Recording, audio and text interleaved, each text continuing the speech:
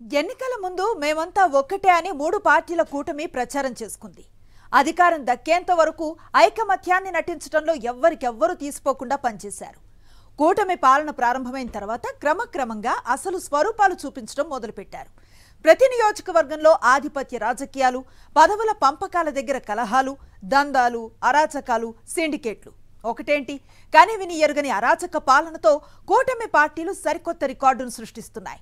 ఎన్నికలప్పుడు గెలుపు కోసం సమన్వయ కమిటీ సమావేశాలను ఏర్పాటు చేసుకున్న కూటమి పార్టీలు నేడు ప్రజా సంక్షేమం కోసం మాత్రం ఎలాంటి సమావేశాలు నిర్వహించడం లేదు. ఎవరికి వారే యమునా తీరే అన్నట్లుగా దోపిడీల్లో ఆరితేరుతున్నారు. లోకేష్ ను డిప్యూటీ సీఎం ను చేసే పనిలో సీఎం చంద్రబాబు నిమగ్నమయ్యారు. సీఎం చంద్రబాబు నిర్వహిస్తున్న కీలక సమావేశాలకు డిప్యూటీ సీఎం పవన్ దూరంగా ఉంటున్నారు.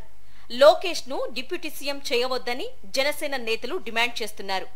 లోకేష్ కు ఆ పదవి ఇచ్చేలాగా ఉంటే పవన్ కు సీఎం పదవి ఇవ్వాలని తమ వాదన వినిపిస్తున్నారు.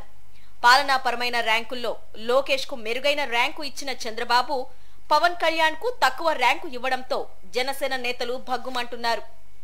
పవన్ కు నడుము నొప్పి అని కొందరు, వైరల్ ఫీవర్ అని అందుకే చంద్రబాబు నిర్వహిస్తున్న కార్యక్రమాలకు దూరంగా ఉన్నారని మరికొందరు జనసేన నేతలు అంటుంటే, ఆయనేమో పుణ్యక్షేత్రాల సందర్శన కార్యక్రమంలో బిజీగా ఉన్నారు. నడుము నొప్పితో బాధపడుతున్న నాయకుడు 24 గంటలు తిరక్క ముందే పుణ్యక్షేత్రాల ప్రయాణం ఎలా పెట్టుకుంటారు అని రాజకీయ విశ్లేషకులు విస్మయం చెందుతున్నారు. చంద్రబాబేమో నేను ఫోన్ చేసినా పవన్ కాంటాక్ట్ లోకి రాలేదని అంటున్నారు. ఈ నేపథ్యంలో కూటమి పార్టీలో అనైక్యత చాప కింద నీరులా పాకుతోందని చెప్పుకుంటున్నారు. టీడీపీకి ఏపీ బీజేపీని బి టీమ్ గా మార్చారని, బీజేపీ కంటూ స్వంత వ్యక్తిత్వం లేకుండా చేస్తున్నారని పరోక్షంగా బీజేపీ అధ్యక్షురాలు పురంధేశ్వరిపై ఆ పార్టీ నేతలు విమర్శలు గుప్పిస్తున్నారు. ఇలా మొత్తం మీద చూస్తే మూడు పార్టీలది ఎవరి దారి వారిదే అన్నట్టు ఉంది. కూటమి ప్రభుత్వం ఏర్పడి 8 నెలలు ముగిశాయి. ఈ 8 నెలల్లో సంక్షేమాభివృద్ధి కార్యక్రమాలకు తిలోదకాలిచ్చారు. ఆధిపత్య రాజకీయాల్లో మునిగి తేలుతూ హామీలను గాలి కొదిలేశారు. ప్రజలను పట్టించుకోవటం ఎప్పుడో మానేశారు. కేంద్ర ప్రభుత్వంలో కీలక భాగస్వామిగా ఉండి కూడా రాష్ట్ర ప్రయోజనాలు కాపాడడంలో తెలుగుదేశం పార్టీ ఘోరంగా విఫలమైందని వైఎస్ఆర్సీపీ ఎంపీలు చేస్తున్న విమర్శలకు కూటమి పార్టీల నుంచి స్పందనే లేదు. పోలవరం, రైల్వే జోన్ అంశాల్లో రాష్ట్రానికి అన్యాయం జరుగుతున్నా తెలుగుదేశం ఎంపీలు కేంద్రాన్ని ప్రశ్నించేందుకు ముందుకు రాలేదని వైఎస్ఆర్సీపీ నేతలు తీవ్రస్థాయిలో విమర్శిస్తున్నారు.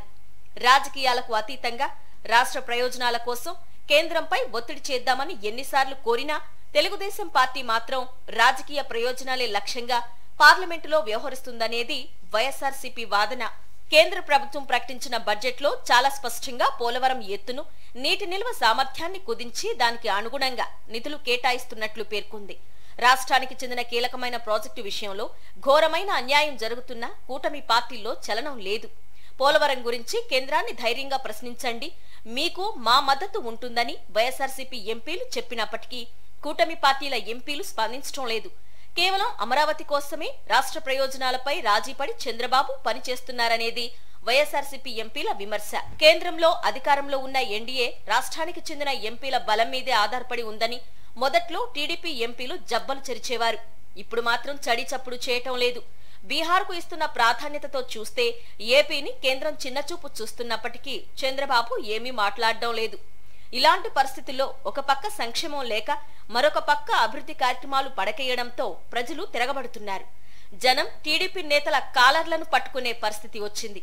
జగన్ పాలనలో ఇంటి వద్దకే పథకాలు వెళ్లేవి. ఇప్పుడు ఆ పరిస్థితి లేదు.